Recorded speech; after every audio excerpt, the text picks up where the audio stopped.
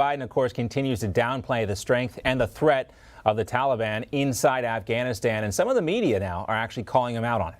Sir, the president said al-Qaeda is gone. Simple question. Is al-Qaeda gone from Afghanistan? Al-Qaeda's capacity to do what it did on 9/11, to attack us, to attack our partners or allies from Afghanistan, is vastly, vastly diminished.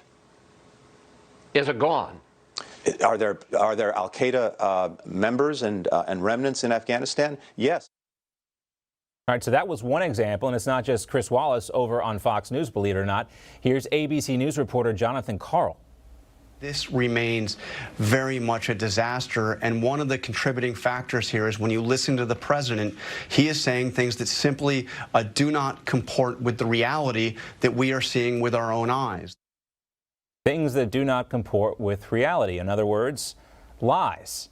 Joining us now to talk more about this is the host of the Matt Walsh Show on the Daily Wire, Matt Walsh, a man who is also getting tweets liked by Carrie Underwood. We should all be so lucky. And he's making a name for himself at school board meetings in Tennessee as well. Matt, great to see you again.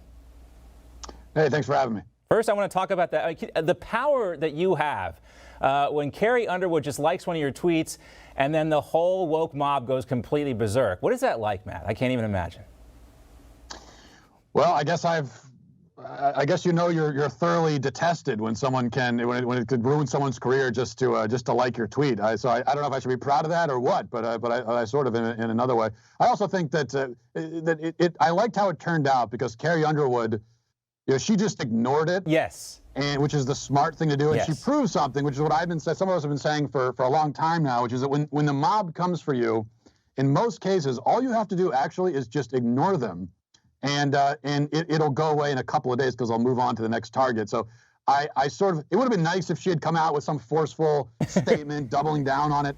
But I think she took the smart approach, which was just to say nothing at all, certainly not apologize. And that's a lesson for the rest of us the next time we're the targets of online outrage. True that. Indifference sometimes is the coldest of shoulders. Let's talk about this complete chaos and really the lack of consistency when it comes to the messaging from this administration. Are you at all surprised to the level of frustration that we see from the press corps finally with this administration?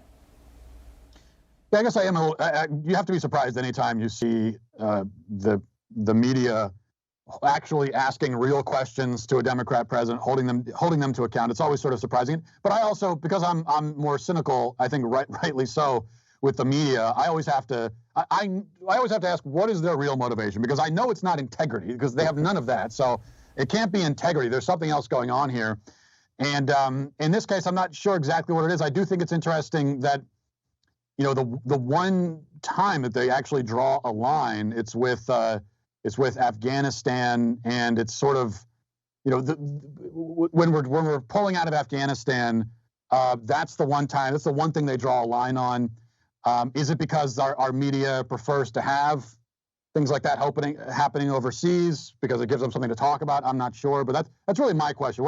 What is their real motivation? Because I don't believe that it's just them being honest and actually trying to do their jobs, because we know they're not capable of that and they're not interested in doing that. Right. Some of this stuff has been, they've been reporting on this stuff for a while, but the degree to which everything fell apart, and, President Biden's been kind of supervising this rapid ascent of the Taliban over the last few months here. It's just now getting this attention, obviously, because we have the pictures to back it up. But we hear horror stories and stuff out of Afghanistan. A former Afghan judge telling Sky News that Taliban fighters set a young woman on fire because she was accused of bad cooking. There's a report of the Taliban massacring 9 men last month, and one of them was strangled with his own scarf. But meanwhile, we have this video, Matt, of Chuck Schumer and Stephen Colbert dancing. We got Nancy Pelosi having this $10,000 a plate fundraiser out in Napa. Kamala Harris is laughing on the tarmac out in Asia.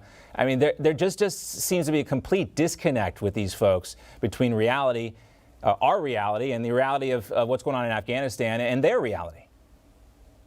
Yeah, that really is it. They don't live in reality. They don't want us to live in reality. They don't want us to acknowledge reality. We can look at them dancing and all those sorts of things. I think also another huge concern is when you hear from whether it's people in our own government or in the UN, saying that, well, we've told the Taliban in no uncertain terms, we've written them a letter and we've told them we expect them to be inclusive of women, not just to tolerate women, but actually to include women in the Taliban government. And they want us to believe that that is something that will actually happen, and that also the Taliban will cower in fear because we wrote a sternly worded press statement to them. These are people who don't. That's exactly right. They don't live in reality at all. They're completely disconnected from reality. I think that's an inevitability when it comes to leftist leaders. Right. Leftism is an ideology that is itself completely disconnected from reality and hostile to reality. And so this is the kind of leadership we get. Yeah, there's a line from, and I hate to quote this, but the Anchorman movie where he says, I'm not even mad, I'm just impressed with their ability to maintain that barrier between reality and their reality. You just watched Newsmax TV, America's fastest growing cable news channel, now in more than 70 million homes. You can get Newsmax TV on your cable system or check your cable guide.